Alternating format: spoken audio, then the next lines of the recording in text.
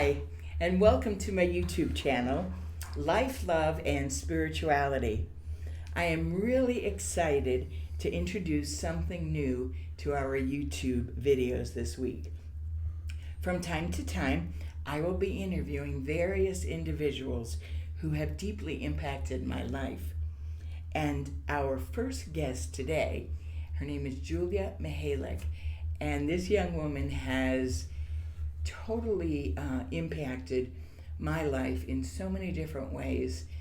Julia and I first met at a Chi Alpha meeting, which is the Kent State University Christian Student Organization. And then Julia attended a talk that I gave, and we basically became fast friends. Julia just has a depth of character and soul that is so unlike most people, and we have just really been able to connect on that level. So it's just awesome that I get to allow Julia to share her story with us today. So Julia, welcome. Hello. And thanks for being here. And you just want to start out, if you just tell us a little bit about yourself. Yeah, so I actually turned 21 next week. I was born on June 29th, 2003, but my due date was actually August 16th, so I was born about 2 months early. And that kind of, well, at least I think it did. They're not, sure, but, it kind of affected my growth a little bit, and without going into too much detail, I dealt with some muscle problems growing up, some physical challenges. And that kind of led into just me never being very athletic. I always struggled in those areas.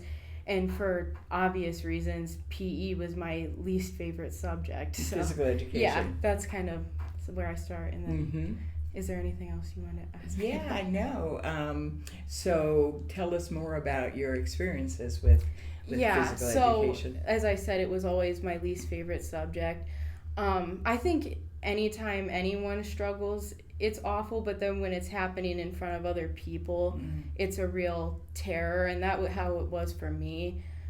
Just having to get out there and know that people were watching me as I was having these difficulties, I think that's what made it horrible for me. And I know in middle school, I dreaded getting up in the morning to go to PE, and so obviously I never thought it was what I'd be doing. I always wanted to be either a music teacher or something in music. That was always my strong point.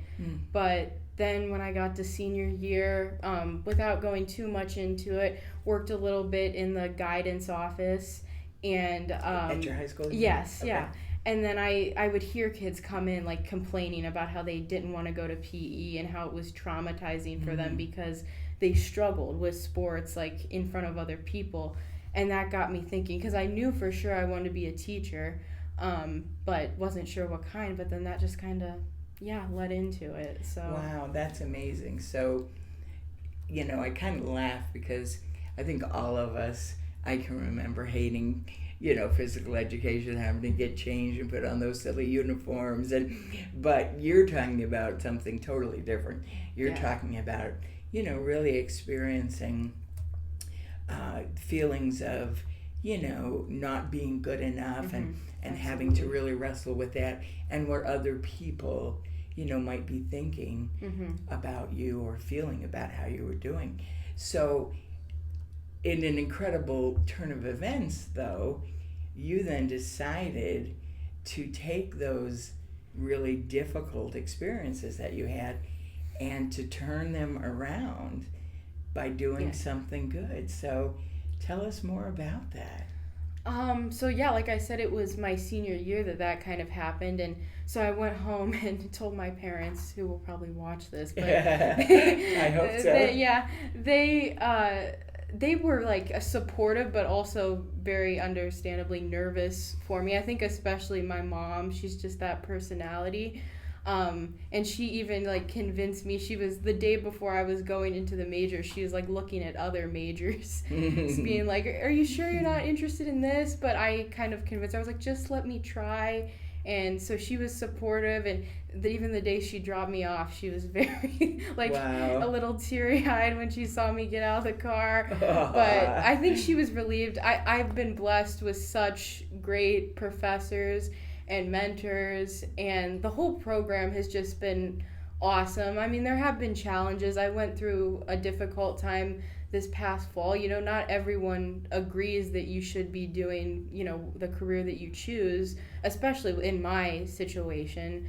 But I think, obviously there were times, you know, you think about, oh, I just want to give up, but in my heart, that's not what I wanted, and I always kept going. And like I said, thankfully I had people who are always there supporting me, so that helped me through that. And it sounds like your mom is awesome. I mean, that's exactly, you know, a mother's heart, wanting to protect, you know, her daughter, and yet giving you, you know, the wings and the assurance to do what you feel called to do.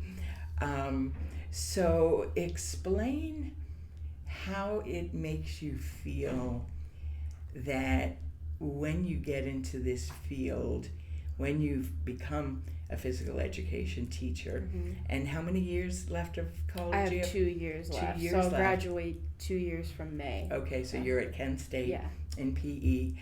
So what do you think the students, what do you want the students to experience with you as their PE teacher? I think number one, I want them to feel comfortable. I think that's my goal for everything in my career. And especially, like I said, with physical education, it's very common not to feel comfortable if you're not strong, because you're in front of everyone. You know, one of my favorite things that my professor always says is it's not like a spelling test where not everyone knows how you're doing on the test. You know, if you struggle, everyone's going to know. And so I think just making them feel comfortable. I mean, I know I've had teachers who didn't always make me feel comfortable, definitely, and that's where I think the misery gets worse, even if there's already a baseline of it to begin with. But like I said, I have a great professor, and he makes me so comfortable, even when I would struggle, like, I don't feel nervous in there because he's just so gentle about it. That's awesome. And isn't that wonderful? Yeah. You know, to have people like that in your life. Okay, I'm going to ask you kind of a hard question. How do you think, I mean, kids can be pretty rough. Yeah. And especially we know, like, in today's society, we just hear so much about bullying and, you know, just really tragic things as a result. So how do you feel that you'll be able to deal with, you know, maybe sassy kids or kids who are, you know, troublesome in regards to your capabilities? How do you think you're going to handle that? I think, honestly, and I've thought a lot about this, is just sharing my story with them, because I know it won't make everything perfect, and there's still always going to be kids who, you know, they don't want to behave, they don't want to listen, they want to be mean. But I have realized in being in classes where teachers don't relate to the students or make an effort not to versus those that do, I do always notice a difference in behavior, even in the students who aren't always the most well-behaved. When they can relate to you, it makes a world of difference no matter who they are. Right. So I think that is so excellent. And Julia knows that I was a substitute teacher, you know, kind of a second career that I did. And I felt exactly like Julia does, that if I could be real and kind of a champion for students, letting them know that I'm in their corner, because I didn't have that growing up, and I often wished that I had more supportive teachers who looked at me more than just, you know, a body in a classroom, but as a human being and what I was going through. And so I often would share those things as I was a substitute teacher. And you're exactly right.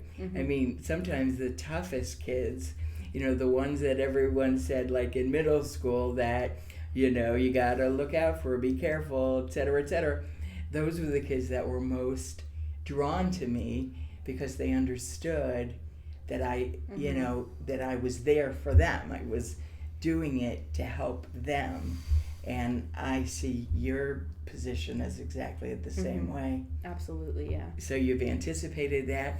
So will you do student teaching after? How does that work with Like after PE? I graduate, or no, you do it the semester before you graduate. So Got you. like I graduate in May of 2026, so just a little less than 2 years. And that semester, so January to May, I'll do 5 weeks in an elementary and then 5 weeks at secondary, which either middle school or high school. So Okay, yeah, great. that's how it works. Great. And then you want to stay in the area? Yeah, I'm That's planning awesome. on it. That is so awesome.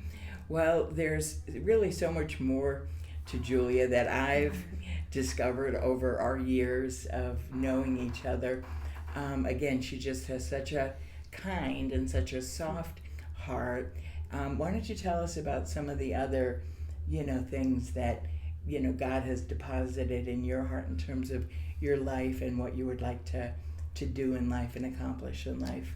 I think some of the biggest things, I would love to adopt. I've always wanted to adopt, particularly a child with special needs. So I love kids with Down syndrome, and I read an article when I was in high school that they're hard to place. So I've always had that on my heart. And then I've always been a really big organ donation advocate. So I have the red heart on my card, and I'd love to do that. But yeah, I'm just excited for the future. I think like anybody, there's things I'm nervous about, but I just kind of take it day to day, and yeah, that's kind of how Yeah, that's so awesome. Just really incredible, and as I've told Julia many times, she challenges me. The perspective that she brings to life and her willingness to sacrifice and give and really live for others is such a high ideal that so many people just don't have. So why don't you tell us a little bit about your faith? Is that an important part of what you do and why you do it? Yes, definitely. I think if you know me, I'm usually quiet about my faith, which not everybody is, but I've always have been. But I've always been a believer, and ironically, I think like the strongest relationship I've had with God has been during this time, because when especially after I finished my first year of college, it was just to me, I was like, there's no way that this can't be God, just with everything that happened, because I'm just going to say this, I loathed physical education, and I apologize if there's any PE teachers watching this, but I did. It's the truth, and I'm not going to go in and not speak the truth when I go around my students, because I feel like that's the way I can get to them or relate to them, but I just feel like there's no way I could be doing what I'm doing now without assistance from something and God. So yeah, that's awesome. So it's just an integral part of who you are and how you live your life. Yeah, and not only that, but like just the way it's worked out in terms of like the people who've been able to mentor me in this program, like it could, like the first 2 years could have been a disaster. I'm not gonna lie with who I had for classes or whatever, but thankfully just everyone's been so supportive, and that's a God thing too. I mean, absolutely, that's great.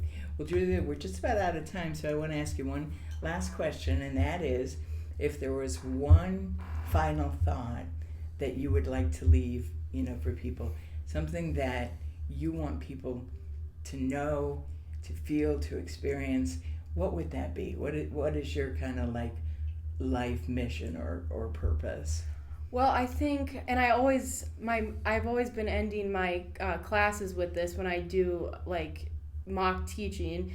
Some of you might not know who he is, but my favorite coach probably in the sports world is Jim Valvano. So if you don't know him, look him up. But when he was dying of cancer, he gave a speech at the ESPYs, and the last thing he said was, "Don't give up, don't ever give up." And I think there are really like no truer, like more simple yet powerful words than that. And that's what I try to live by. I'm not the best at doing it every single day, but that's what I want my students to know, and I just think it's so great. So that's awesome. Yeah. What an awesome story, what an awesome message. again, I'm so thankful that you know Of you're course, willing to come and share your story with us. And until I chat with our viewers again on YouTube, I wish you, Julia, and all of my viewers the chesed of God, His everlasting mercy, love, and kindness in everything you do. Amen.